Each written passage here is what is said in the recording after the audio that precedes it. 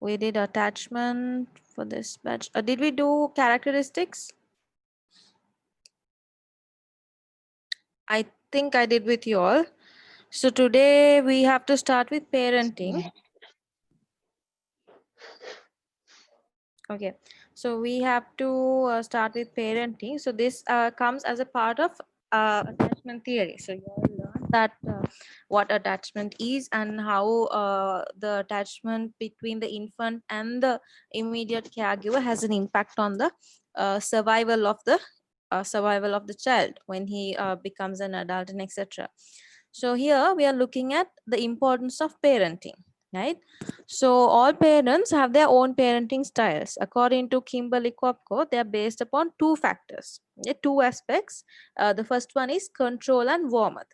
So you all, maybe some of you all are parents, and of course you all have parents. You all know how your parents are, responding to certain some of your behavior. So if you do something good, they'll be nice to you, but if they want something to get done from you, maybe there are different techniques they use.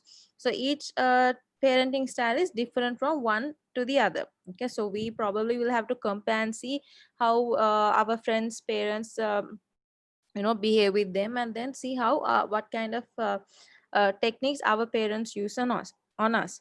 So but however, mainly according to this theorist, he says it's based upon two factors, which is control and warmth.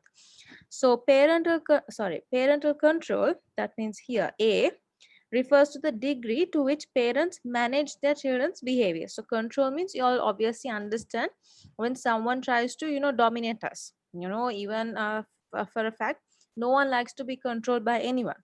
As children, maybe our parents are controlling us for our behavior, saying okay, not to do, don't touch, don't go, don't do that. But as we grow up, when we become teenagers especially, we don't like this parental control, right? We are not very comfortable when we are being controlled by someone. Then as you grow up, when you become an adult, you don't want your spouse or maybe your girlfriend or boyfriend, you don't want them to control you, right? So mainly we are talking about parental control. If we are being controlled since small days as children, as we grow up also, there is a tendency that we will be controlled by maybe like the boss or your partner or whoever, mainly from the society. So second one is parental warmth. Mm, okay, there's someone joining. Parental warmth refers to the degree to which parents are accepting and responsive to their children's behavior. So warmth means there is some kind of comfort. So these kind of parents, they accept the children and then they respond as well. If they do something wrong, they know how to handle it in a better way. So apart from that, there are four main parenting styles. So there is rejecting or neglectful parenting style, there's permissive parenting style, there's authoritarian and authoritative parenting style. So I hope you all have gone through the handout. I hope all of you have got this. So the first one is authoritative parenting style. So authoritative parenting style, it is characterized as parents who have high parental warmth, responsiveness and demandingness, but rate low in negativity and conflict. So what happens here, these kind of parents, they show a lot of warmth. They accept us, they respond, and they demand, right? And then there is of course low rate of negativity and conflict. They are assertive but not intrusive and not overly restrictive, right? Children who are raised by authoritative parents are more likely to become independent, self-reliant, socially accepted, academically successful, and well-behaved. Also, they are less likely to report depression, anxiety, and less likely to engage in antisocial behavior like delinquency and drug use. So, let me explain this with an example. So, authoritative parenting, these kind of parents. So, for example, if I say, um, let's say, um, let's say I'm a teenager and then I have to go to my friend's party, right? So then the party, let's say it's a dinner and I have to travel with my friends. So I tell my mom, uh, okay, so let's say my child tells to me that she has to go for a party. So if I am following the authoritative parenting style, according to this, I have to listen to her. Right? So she's telling about this party. I'm patiently listening to her. Then I'm responding with a lot of patience and a lot of how do I say? I'm making my child feel comfortable. I'm immediately not saying no, no, no party, don't go, don't do that, don't do this, stay at home. I'm not doing that. I listen to her, I respond her, I accept her request. So I say, okay, you can go. But what do I say? I also demand, not in a negative way, but in a positive way. I say, okay, you can go to the party, but not with your friends. I will drop you, I will stay there, and I will bring you back home. So I kind of demand a positive behavior from her. How do I do that? I'm not saying, no, you're not going, don't do that, don't do this. No. I say, okay, you go. I'm following this. Say, okay, you go, but in return, you have to do this for me. So what happens here? There is give and take. There is a lot of positivity, and of course, as a result, there is low negativity and no conflict at all. Child will think, okay, my mom is letting me go. In return, I can let her pick me and drop me. Okay, so there is no conflict there. The child wins the situation. The mother also gets what she wants. So this is authoritative parenting style. So of course, by that example, you all will understand that the mother, let's say the mother, is not overly restrictive. The mother is not intruding the child's privacy. And then as a result, the child will become more independent and the child will become socially accepted as well and maybe academically successful and of course well behaved and will not engage in any kind of negative behavior because always there is the support of the parents. The child will not fear to share the personal things with the parents because the child knows, okay, my mother is not going to yell at me. My mother will listen to me and then she will tell me what to do. Okay, so this is a very positive kind of parenting style. Next one is authoritarian parenting style. So let's see what it says. Characterized by low levels of warmth and responsiveness with high levels of demandingness and firm control. They have lots of rules and may even micromanage almost every aspect of their children's lives and behaviors. Such rules apply to almost every aspect of life, from how kids are expected to behave in the home to how they should act in public. So here, authoritarian, low levels of warmth and responsiveness, high levels of demandingness and firm control. In the previous example, previous parenting style, I told something about demandingness, right? Here also there is demandingness. How is it different? Now here in the authoritative parenting, the demandingness comes as a positive reinforcement, right? There's a positive kind of demandingness in the child's behavior. Here the demandingness comes, it says high levels of demandingness. So it ends up where the child is being controlled by the parents, right? So I will give you an example. So let's say there is a son, or let's say there's a boy, okay? So the mother, let's say the boy says he has some event, right? So the son is telling there is an event he has to attend to. Then the son goes and tells it to the father, right? So then father immediately reacts.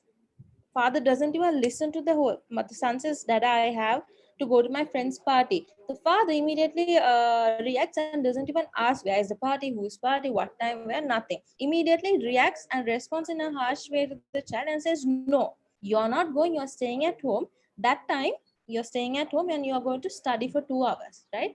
So there is no warmth, there is no responsiveness, there's high levels of demandingness. What happens here? Of course, the child will be mentally down. The child now here the child will not get to go for the party, and in addition, the father has demanded him to sit at home and study for that 2 hours, right? So the father is trying to control the child's behavior, right? So here no warmth and high demandingness. So another example here, lots of rules and may even micromanage almost every aspect of the children's lives and behavior. So now let's say the son has he is grown, right? So he's grown up with a lot of rules at home. The mother says don't do that, the father says do this, do like this. So it's like, you know, you have to live your life according to some kind of a schedule. So when this son grows up, right, so let's say he gets married, and then still the mother tries to dictate, the mother tries to control. I say, okay, you, this is how, this is what you have to buy for your wife. This is what you have to eat for dinner. The parents, they try to micromanage everything. Micromanaging is from a distance. You know, maybe the mother can't, you know, go to the son's house where he lives with the wife and say, okay, this is what you have to eat, this is what you have to do. But maybe over the phone she tries to control. So this is what happens. You know, they say the mother-in-law becomes a burden because they follow this authoritarian parenting style where they think, okay, I have to control the lives of my children. Okay, I have a right to do it, I can micromanage even after they grow up, right? So this I don't think is a very positive kind of parenting, because the children may start lying, right? So let's say my mom says, you're not going to the party, you have to stay at home. But if I badly want to go to the party, and if my parents are not letting me, what do? I would lie to them. I will slowly sneak out of my window, go to the party, and come back as if nothing happened. So what happens there? I end up lying and I end up cheating my parents, you know, because I don't receive any kind of warmth, and instead all what I get is being controlled by them, right? um Right, so here how kids are expected to behave in home and how they should act in public. So basically, you know, it's like you're managing some kind of a robot, getting what you want from the kids. So see, permissive parenting. So this is characterized by high levels of responsiveness, okay, with low levels of demandingness. These parents are lenient and do not necessarily require mature behavior. They allow for a high degree of self-regulation and typically avoid confrontation compared to children raised using the authoritative style. So what happens here? Now in the first one, in the authoritative, I told there is high level of parental warmth and responsiveness. Again here, in permissive parenting also, there is high levels of responsiveness, right? But the problem here is it comes with low levels of demanding. Then what happens? These parents become lenient and they don't require, they don't expect some kind of a mature behavior from the children. Because is my background noisy for y'all? Or is it only my voice that y'all can hear? Is it noisy? Naomi, is my background noisy? Girls, can y'all hear me?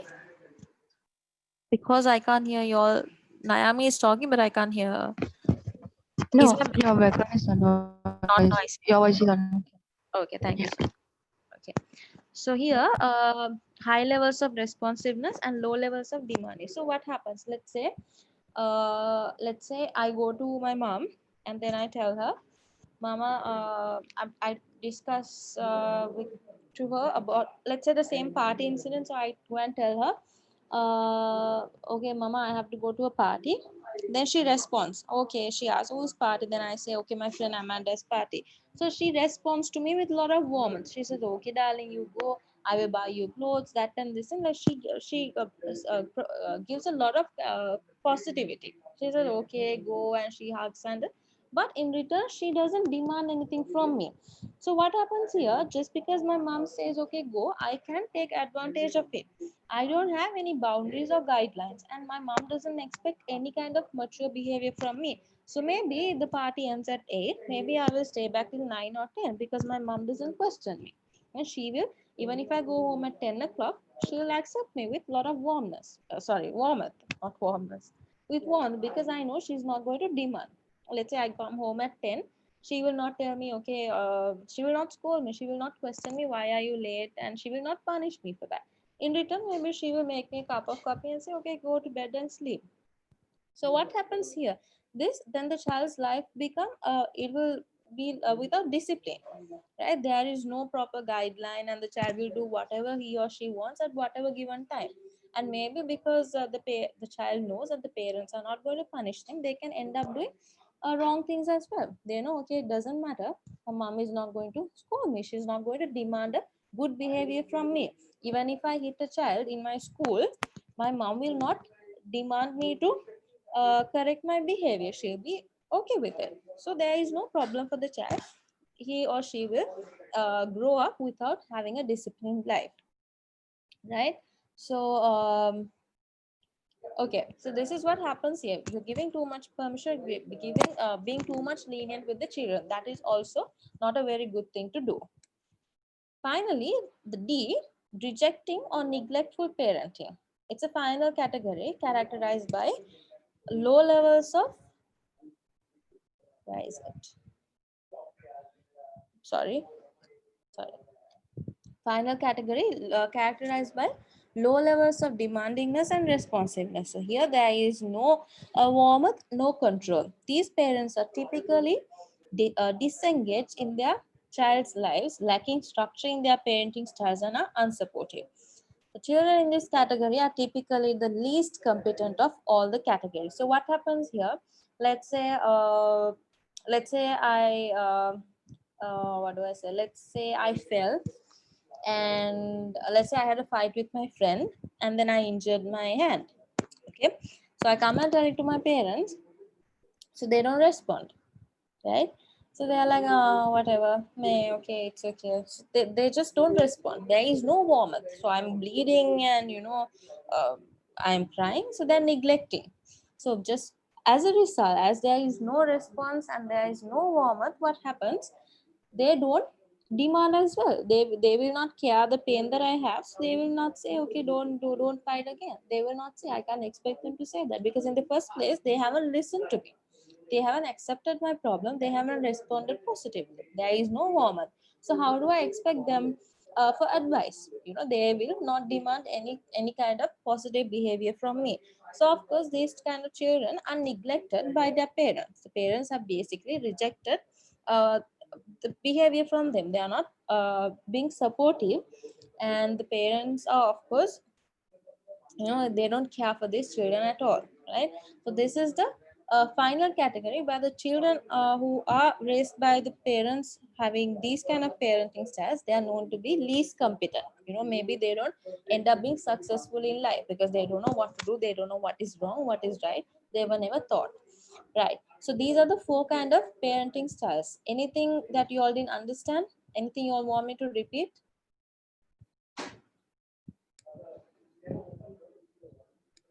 Hmm? No, ma'am. Okay, okay. This one.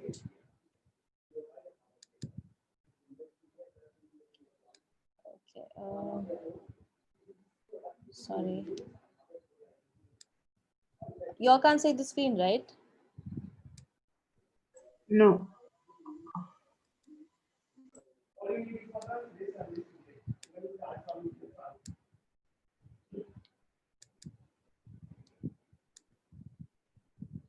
Can see now? No, ma'am.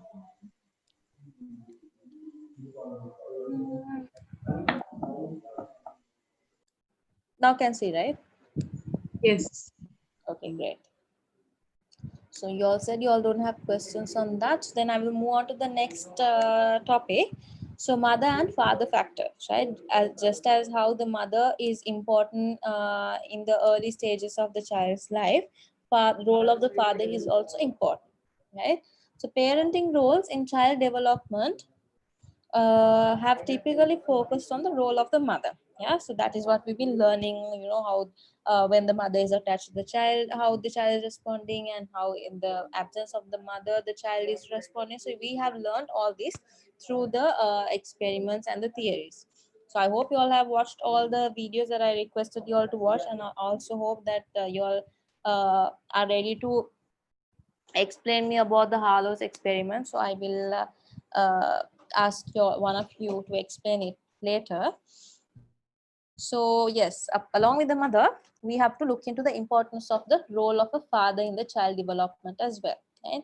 So this topic about divorce, okay, another parental factor often debated in terms of its effect on the child is the separation of the parents, right? So this was not very common back then, but this has become very common nowadays. For each and everything, the people think, okay, separation is the answer, right? So for example, families who have parents who are separated with young children, they often face harsher consequences in terms of demographic, social, and economic changes than do families with older children. So of course, when there is a single mother, she has to face a lot of challenges, right? So this when children are raised with a single mother or single father, for that matter, we're talking under this topic, when so society would start questioning them, where is your father, where is your mother, why are you all not together, things like that, how then again as they grow up it becomes a problem for their finances. Maybe the father or the mother is not sponsoring the child, so they have to face a lot of harsh consequences from the society, right? So maybe they will have to change or what do I say, their names. Maybe they will have to change the area they live, and maybe they struggle financially when they go for school, etc. So they face a lot of problems if they are if the parents are separated. So this is also affecting the child mentally, right? So when the child has to go through all this, of course, he will not have a positive, he or she will not have a positive mindset. He will start comparing himself with his colleagues. My friends, for the parents meeting, both the mother and father are coming, but mine, it's not the case, right? So the child will go through a lot of problems, right? And then positive cooperation after separation would have positive child coping compared to hostile parenting behavior, which would lead to destructive consequences, leaving the children at risk. Here again, it says even after separation, if the parents are cooperative in raising the child, right, the child would have better coping. Right? So let's say the mother and the father live separately and the child lives with the mother. But for, let's say, for parents meeting, the father also comes, right? The father, maybe they're separated, but the father also comes. The father cooperates even after separation. Then, of course, the child would have a positive mentality compared to uh, compared to when they separated. Then the child will feel better. Okay, my friends' parents are coming, my parents are also here. Maybe every weekend my father takes me to the park. Maybe occasionally, uh, like we'll have a family dinner, yeah, family meal or family dinner, and then we are getting together. So then, as the child grows up, he will not feel that impact much worse, right? Child will feel okay. I know there is a problem, but at least I have something like this, something positive. But in contrast, what happens when the parents are separated and when the parents are hostile towards each other, when they are like fighting always, what happens? Of course, it's going to affect the child mentally, right? So let's say the mother speaks like yells at the father over the phone, or the father comes and yells at the mother. He comes to the house. And then if there is no cooperation and if there is like negative hostile behavior, of course, it would lead to destructive consequence, leaving the children at risk. So maybe that some of the consequences. Okay, I'll ask you all. So can you all tell me what can be the destructive consequences when there are a lot of issues like this? So let me start with Amna. Tell me two negative consequences that would leave the children at risk because the parents are having like, let's say, because the parents are having negative. Okay, that means if they got divorced, then the children get affected through the situation. They get stressed, so something like that. Okay.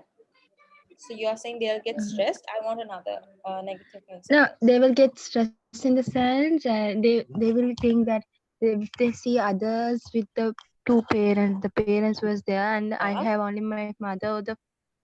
I'm telling Uh-huh. that some no no some they get divorced, and the Yeah. parents sorry, the children get affected through that. I mean, they think that sometimes if they get divorced in a small age, it doesn't carry like that, as a big issue. As I saw, I telling just normally, it Mm-hmm. doesn't carry as a big issue. But if Mm. they come to age of 7 or 8, it get affected to them. They Mm. think why only our parents are like this, other parents are together. So will turn. Your line is not very clear. Me? Mhm. Can you repeat it, Amna? I heard you up to the point when you said that the children, when they're 7 or 8, they understand better. I didn't get what If you it said is after. comes Mm.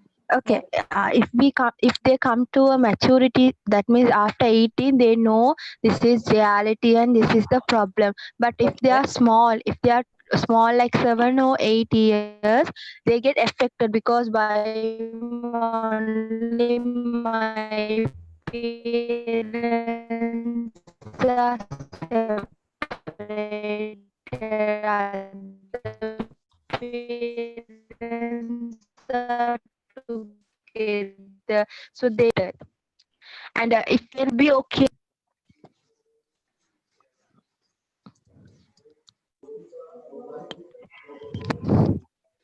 Okay, so that is Amna's point of view. Yes, it's very well true. Yeah.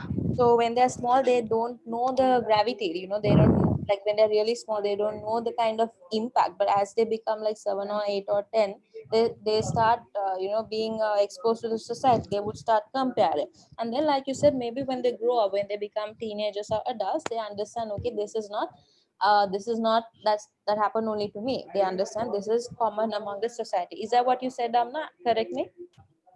Yeah, Yes. yeah, yeah, Okay, great. yeah. The part is that, and yeah, that part only. Okay, good. And also she said that the children will become stressed. Good. So Hannah, what do you have to say about it? What kind of destructive or negative consequences would the children have because of this?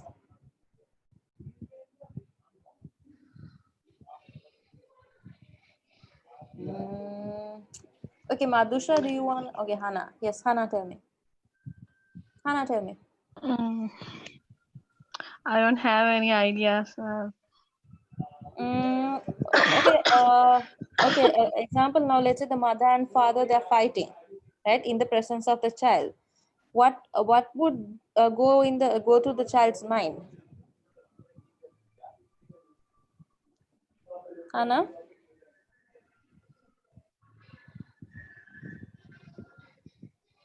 So there is nothing you can think of. Okay, you No, can ma'am. tell me. Madhusha, what do you have to say? I think miss, this conflict are known as the high level stress and behavior problem for children. Mm? To mental health, these problems such as Yes. depression, anxiety, something. Yes. Very good. What else? So they Is it become stressed. They become depressed. You know, they will have a lot of mental stress, and they might end up having mental health issues. So, what kind of other negative consequences? Anything that you can think of apart from that? suddenly not strike miss? Okay, okay, good. That's a good answer. Next, we have Mifla. Yes, ma'am. Fear. Fear. What kind of fear? It's like they get scared. Like if the parents, if they get after the divorce, will they like separate from the father or the mother? So they Good. start thinking it will affect their mental health. Yes, very. They feel they'll be abandoned. You know, they will Yeah, be and they will left. feel lonely. Like yeah, Yes, separate good. from maybe it's father or Yes, mother. yes, correct. Anything else? Okay, good, good answer. Next, Naomi. What do you have to say about this? Depression and anxiety, Mm, and also they will get problems in their behavior. what kind of? Sometimes um, they may be very shy to face the society Yes, or correct. even their peers. Mm, They'll have some conflicts mm, when engaging with them, yes, and yes, and also their studies means the education we won't be able to go for higher studies okay. because of some problems, and also when they are mature enough to begin a relationship, they will face conflicts there Yes, because correct. they don't know how to handle a relationship. Yes. Yeah, Okay. that's it. Good answer. Very good. So all of you gave really good answers.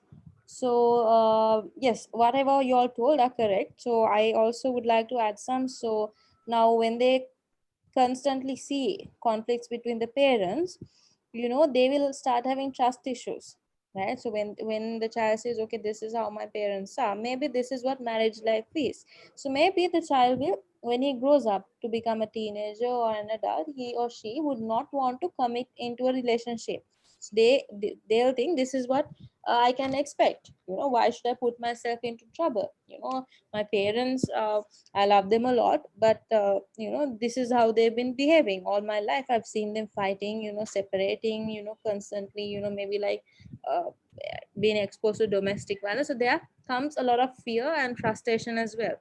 And apart from that, let's say these adults, they get into a relationship, and no, they don't necessarily have to get into a relationship and marry. So maybe let's say they got married, right? So in their marriage, they think whenever there's a slight problem, the solution is to separate. Why? Because they have learned it from their parents. They have seen for the slightest problem, the parents start behaving like in a very hostile way towards each other. Maybe the father is yelling at the mother, maybe the mother is throwing the pots and pans and things like that. So let's say it's a boy, so the boy thinks this is how he should treat his wife as well. Why? Because that's what he has learned, that's what he has seen. He's been exposed to such kind of negativity. So the child thinks, okay, not the child has grown into an adult, he thinks, okay, this is the right thing to do, this is what my mom and dad did, therefore this is what I should be exactly doing in my married life as well.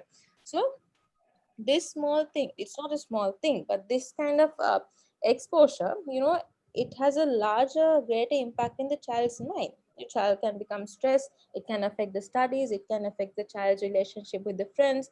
Child will feel shy, and he'll try to avoid society, and the child will have trust issues, fear, frustration, and maybe he'll have negative behavior. So it comes with a lot of destructive and negative consequences in the children, and it will put the child's life at risk as he grows up. Okay, so these are the few consequences of the larger consequences that are available, but we discussed a few. So that's really good. I got some really good answers from you all, right? So again, this the separation or the divorce of the parents, of course, has a larger impact in the mind of the growing child, right? Okay, so that's about yes, Excuse any me, question? Yes. now sometimes it can a child can take it positively also, right? Mhm. The child may think, no, my mom and dad is like this, so I should be a good wife or a father or a mother to my children. Yes, So correct. Yes, very good point. Naomi, right? yes, Both Madhusha's mics. Okay, Naomi. So very good point to add. Yes. Very luckily for some, they try to take it positively. Yes, you're right. That's a very good point. Like let's say most of us would like to think, okay, this is what I should be following. But on the other hand, maybe if I am brave enough, if I'm smart enough, I would think, okay, this is what I've been exposed to. This is what my parents have been doing. But maybe I should do the opposite. Maybe I should behave in the right way. That is only if the child knows what is the right thing. If the child is being continuously exposed to the negativity, child will not know that there is a world out of this, right? So if the child is luckily exposed to positive kind of family life or a marriage, the child will know, okay, there is something beyond these conflicts and fights. This is not the world. There are nicer way to do things. So then if the child is exposed to this positivity, of course he will think, okay, I have to follow the positive way of living. So yes, Naomi, so not only destructive consequences, there are positivity also, but here we're looking at mainly the negativity to explain what kind of impact it would have in the behavior, or what kind of negative impact it would have to change the child's behavior compared to the normal way of behaving, right? So yes, good one. Then we will yes, so I explained the attachment, then we spoke about parents, how the role of mother, father, and the togetherness of the parents and the separation and all those can impact the child's mind. So next one, we are looking into the debates under developmental psychology. So the first one is nature versus nurture.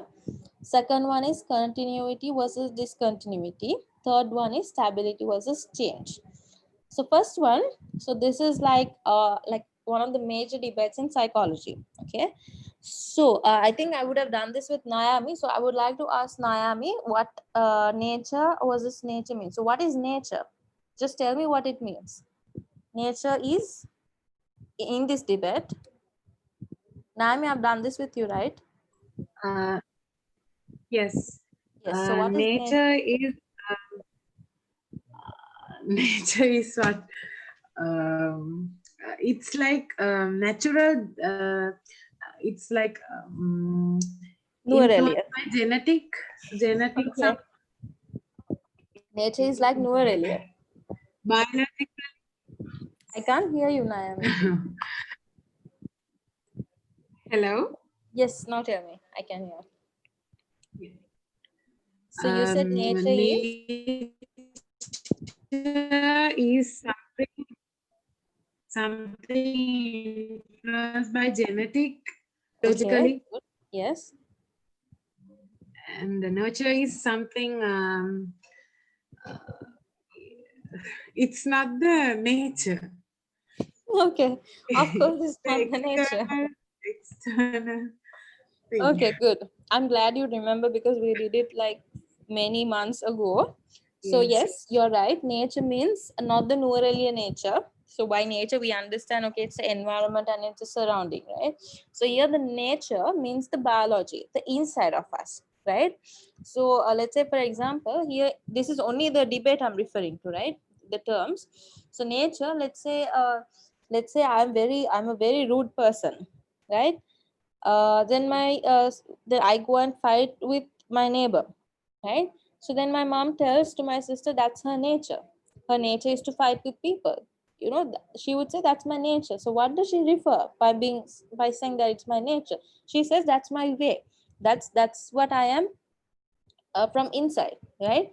So then here, so you all would understand, right? So when I say the nature of someone means the way of someone, what he has, let's say what he has inherited. So here the process of biology, one of the reasons why the development of human being is so similar is because of common species heredity, or the DNA guides all of us through many of the same developmental changes about the same points in our lives. And again, so nature, you all know, it's the inside. And nurture means refers to the impact of the environment, which involves a process of learning through experiences. So it's like we are saying we nurture a plant. How do we nurture a plant? We put what do we put to a plant? We provide sunlight from outside. We put water. We water the plant. We put compost. We put change the soil, probably, I don't know, we put seeds and many kind of nutrition, so we nurture. Likewise, humans are also being nurtured, you know. Like we say, for example, we have to nurture our children the right way so that they'll be good citizens to the country. So likewise, the nurture means impact of the environment, right? How we are being raised, our upbringing, you know, we learn from our experiences. We maybe like our parents teach us different things, so that is the nurture. So here the debate is nature versus nurture. So the mainly simply saying, the debate means we behave in a certain way, is it because we have inherited that, or is it because we have learned that, right? So for example, let me say, how do I say, let's say, okay, let's say I have depression, right? So the biological explanation of having depression could be low levels of serotonin, right? So low levels of serotonin causes depression. Another biological explanation could be I have inherited. Maybe my grandmother had depression, so I have inherited that characteristic from her. Okay, so that's nature. In nurture, I can explain depression through saying, okay, I have got depression because I have learned, I have seen, how do I say, my friends being depressed. I have seen my friends reacting this way to a negative problem. Let's say, how do I put that? So let's say my friend went through a breakup, right? So I've seen her coping in a negative way. Maybe she was crying, crying, crying, and then she was, breaking things. She was angry, so and she ended up being depressed. So I have learned it from her. So maybe when I go through a breakup, I think, okay, this is the way to do, and I also follow the same footsteps. I end up being depressed. So what happens? I've learned it from her. I've nurtured these kind of characteristics from my friend, right? I've seen, so I've learned it from her experiences. So here the argument or the debate is my depression because of uh, how I have inherited from my grandmother, or is my depression because of what I have learned from my friends? So it's nature versus nurture, right? So that is one example how I can explain this debate. So here, sorry. So here, I hope you all have understood that. So there are two ways to understand this, right? So one is twin studies. So identical twins have the same genotype, and fraternal twins have an average of 50% of their genes in common. So you all know when we say twins, they have their genes in common, maybe their appearance, their characteristics, their skills, most of them are common, right? So you all know about identical and unidentical twins, right? And next one is adoption study. Similarities with the biological family support nature, sorry. Okay, similarities with the biological family support nature. Similarities with the adoptive family support nurture. So I will explain these two from the given images. Okay, so I hope the image is fitting your screen. Okay, so look at pair number 3, right? So you all can see these, they look alike, same hairstyle, same eyes. The only difference I see is this guy has a shorter forehead and a longer chin, probably. But unless you look very close, of course you think it's the same person. That means they're twins, right? Yeah, identical twins or unidentical. So here, of course, when they're twins, they share the same biology. They share the same DNA, probably the same blood type. Everything is the same, right? Similar. And let's say, for example, these twins, they live in different environments. So for example, let's say he's twin A and twin B. So you all know same biology, same DNA, right? So twin A lives in US, right? So this boy was these two were born in US, and twin A is living in US. But let's say they had financial difficulties and they can't take care of both the kids. So the twins' parents decides to give this twin B to another family. So twin B has been adopted by an Indian family. So twin B moves to India. So twin A is in US, twin B is in where? India, right? So here the example is twins adopted by different families, right? So now we all know they are not in the same family, not living in the same family, though though they have been born to the same parents. So they grow up in different environments. Of course, he has to get adjusted to the Western culture. He has to get adjusted to the Indian culture. But let's say for some reason, after 15 years, the twins get together. So maybe the the twins' parents say, okay, I have enough money, I can take care of your brother also. And then they bring twin B also back to US. So after 15 years, both of them go back to US. And then let's say even after 15 years of being separated, if their IQ is still the same, if their IQ level is same, if their level of intelligence is the same, it is because of their genetics, right? Even though they were separated by birth, even after being away for 15 years, let's say they still have the same intelligence level. That means that is because they're connected by blood, right? They share the same genes. So we can say it is because of nature. But however, if their intelligence is different, right, even after being separated for 15 years, if their IQ levels are different, we can say it's because of the environment. We can say, okay, twin A has a higher intelligence because their parents are doctors and lawyers. And we can say twin B has low intelligence because he never went to school. He has not been exposed to that right education, therefore his intelligence is less. So then we can attribute it to the nurture, and we can attribute it to the environment, right? So I hope you all have understood. So again, there is another example that I can explain you all this. So here you all can see he has he looks like British, and he looks Chinese. Okay, so you all know he's British and he's Chinese. You all know that they have different genetics. They have different DNA. Okay? They don't belong to the same parents, of course. And when you all see, you all understand. But they were brought up in the same family.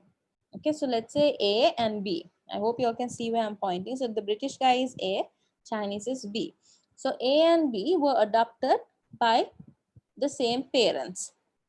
Let's say there was a couple with no kids, so they wanted kids. So randomly they chose to adopt these two, A and B.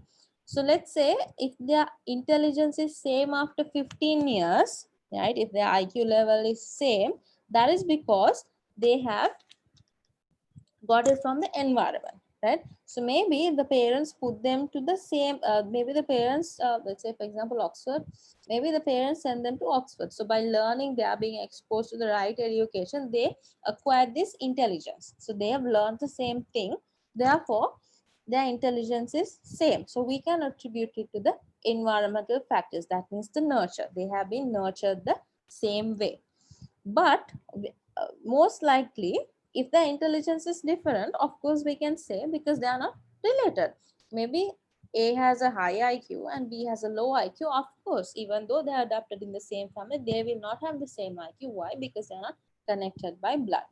But again, if they have the same intelligence, we can say it's because they have been exposed to the same environment.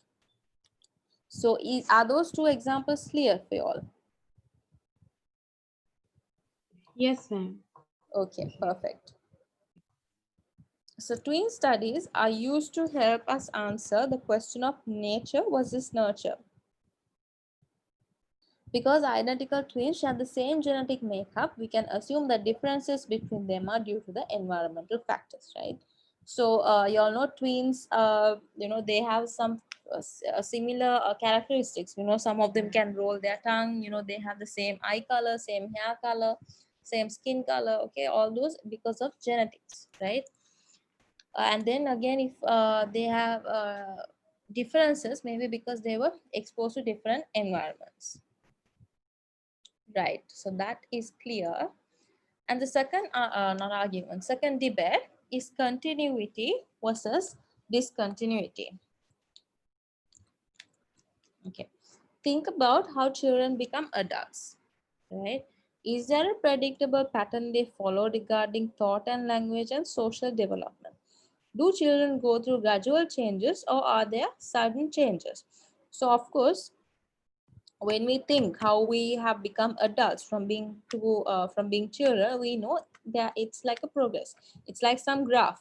If you all have seen your what are those things they give from the hospital, like they check the weight and the height, like a medical card or something. You all would see your growth, from started from 0 years. As you grow, your weight increases, your height increases, etc.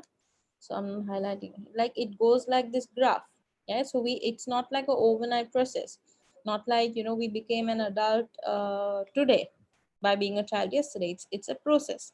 Okay, we go through gradual changes, right? So if you all remember, in the beginning of developmental psychology, I explained about those 8 stages from prenatal until old age. It's a gradual process. We start blabbering, then we start catching up words, we start talking, and then again when we become very old, our speech decreases. So likewise, it's like some graph, right? It continues.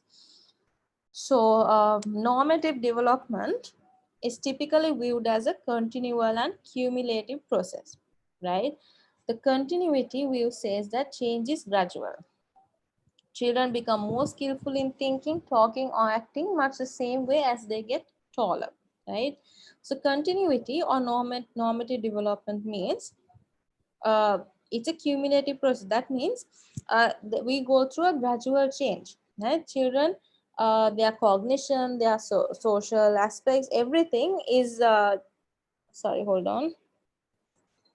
Sorry, that they also gradually progress as much as how the height and the weight increases. Now I told about these physical aspects, how our weight and height changes as we grow up. So likewise, every other aspect of our intelligence, our social skills, our emotional aspects, everything is gradually changing, and gradually it's like a flow, you know, that is also changing as much as the physical changes are happening. So this is known as the normative development, or the continuity. It's like continuing, right? So discontinuity view sees development as a more abrupt succession of changes that produce different behaviors in different age-specific life periods called stages. Biological changes provide the potential for these changes. So for example, if you all remember Sigmund Freud's psychosexual stages of development, he was telling about oral, anal, phallic, latency, genital, right?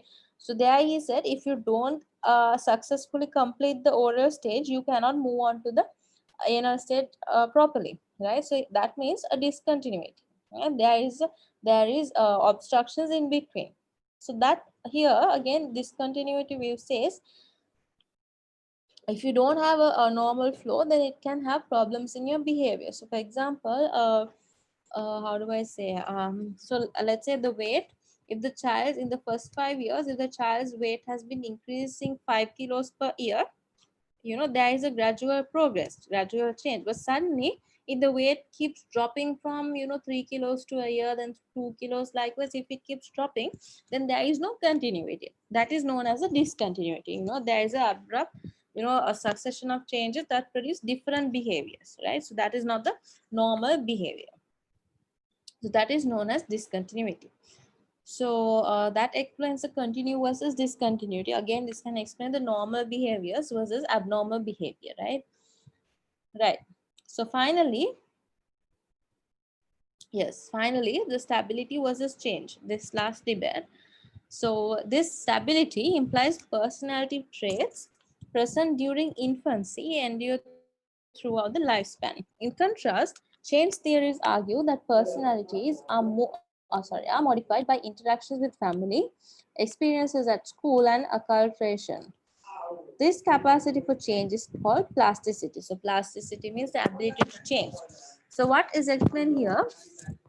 Stability means, so now let's say by birth, mm, how do I say, stability implies personality traits during infancy.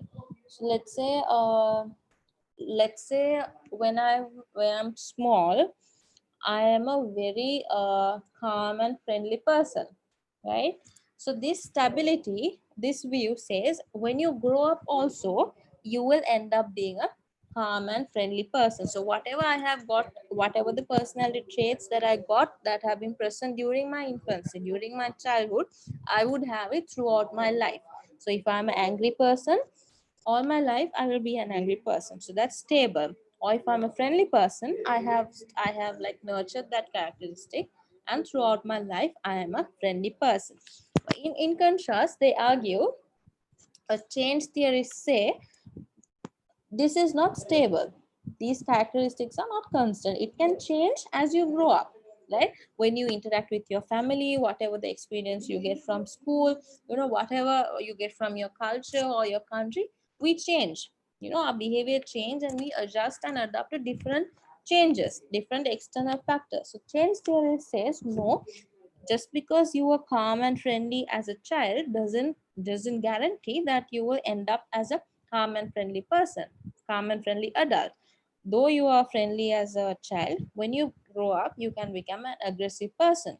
Or maybe you were aggressive as a child, you know, breaking things and angry and yelling. But when you grow up with your life experiences, you know that's not the right thing to do. Maybe you will become calm and friendly. So likewise, the argument is that the stability theories, they say, you know, no, it's not like that. You have inherited, so whatever you are as a child is how you will end up as an adult. But then the change theory says, no, you change. So they change, the ability to change is known as plasticity, right? So these are the debates, like the most common 3 debates I've chosen for your diploma. So there are more debates, right? So you all can read up if you all are interested. So these moral dilemmas I asked you all to do by yourselves, and I've also given you all the answers. So there's nothing much to discuss in that. So up to what? Up to the debates, any questions? No? What is this? No, Screen sharing. Okay, no questions. no. Okay, so I have a small quiz for all.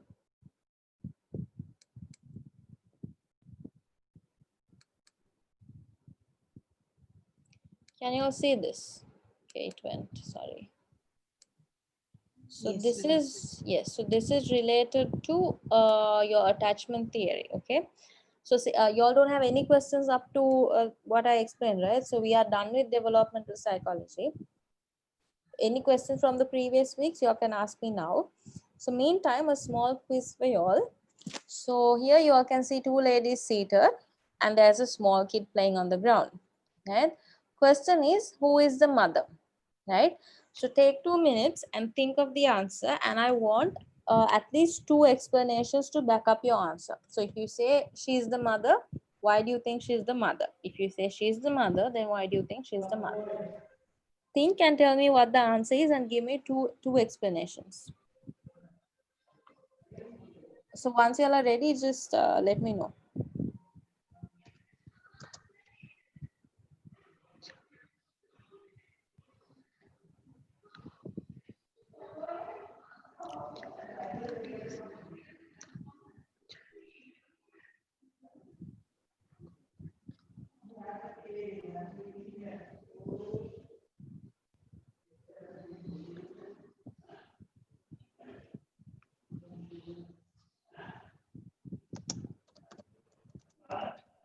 Who wants to answer first?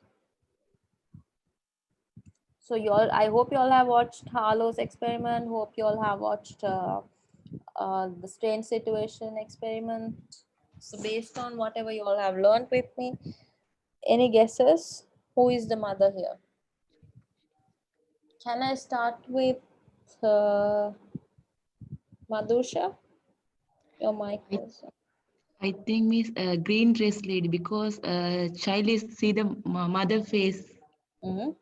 Position is see the mother face. He play the game, but child is obviously see the mother position.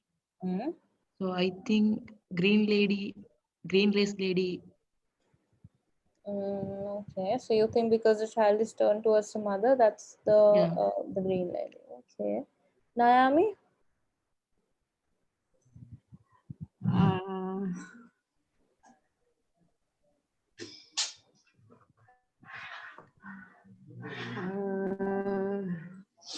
I have no idea. Just guess and tell me why. What made you guess that? Meantime, can I ask Amna? What Naomi? While you think, I will ask Amna what she thinks about this. Amna.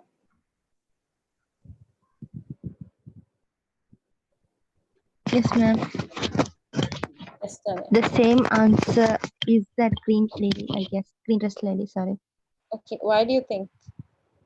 Because the child's direction is through her, and always a child's eye go through mother to mother. Always Towards to mother. mother, because we are Okay. there, they always search for the parents, right? So mother, so that's the answer. I Okay. guess green frock lady. You also think it's a green one. So Amna told me Madhusha, who is next? Mifla. Yes, ma'am. The lady who is wearing the green dress, the reason is the child is in the direction of the mother. Okay. Facing, yeah, the direction, and mother, she has bent a little because I think in this thing, if anything happens to the child, Yeah. if the child hurted with the toys, quickly she can carry the baby. Okay. So she has bent a little, Okay. one, and yeah, the other, what I told. It's So I towards the think the direction. green, yeah. Okay. Okay, let's see. So Mifla, Hana, no, Hana, I want your answer. Green color dress lady, ma'am. Okay, why do you think she's the mother? The mother's position, the way of the baby looking at mother, and the slippers. They are wearing the shoes Yeah. while playing. Mothers won't wear high heels. Mhm.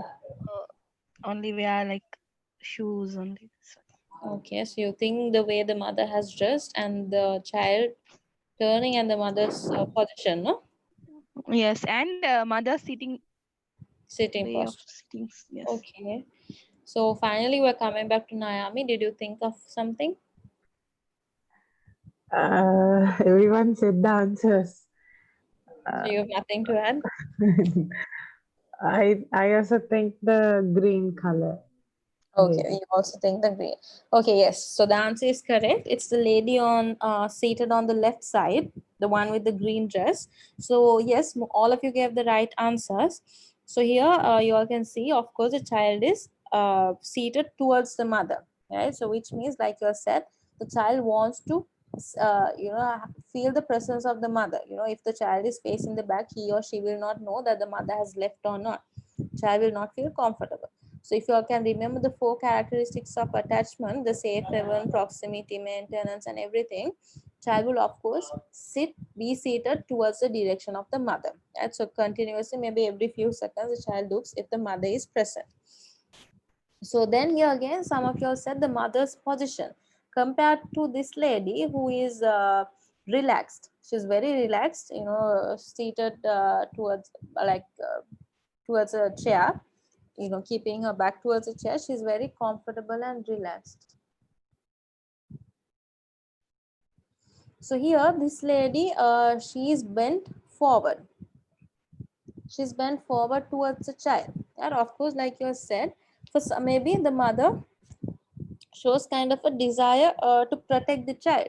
If there is some emergency, maybe if the child hurt himself with the toys, mother is immediately available to protect the child. Maybe if the child starts crying, to comfort the child. And yes, some of you all told about the attire as well. Here the lady is wearing heels, and then of course, like a mother, if the mother is carrying the child, he or she, sorry, not he or she will be comfortable wearing these kind of shoes, maybe to carry the child and maybe run and play or things like that. Again, the shoes also tells a story here, right? And then we spoke about the mother's position, mother's posture, mother's clothes, and then of course the child's direction again, right? So again, I hope you all have understood the attachment theory. By explaining this image, you all know the characteristics and the kind of attachment, like the nature of attachment a child would share with the mother. So very good, all of you.